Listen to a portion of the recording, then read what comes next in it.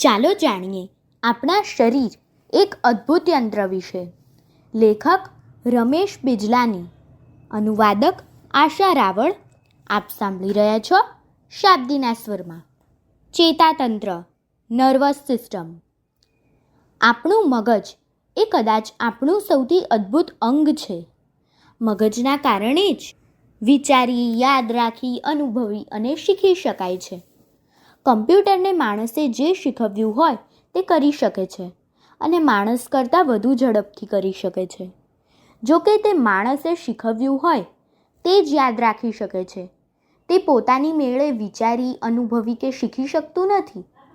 તેને શીખવ્યા ન હોય તેવા કોયડા તે ઉકેલી શકતું નથી. માણસનું મગજ સહેલાઈથી નવા પ્રશ્નો સમજી શકે છે. તેની પ્રક્રિયા સમજપૂર્વકની હોય છે અને મોટે ભાગે તેને ઉકેલી પણ લે છે.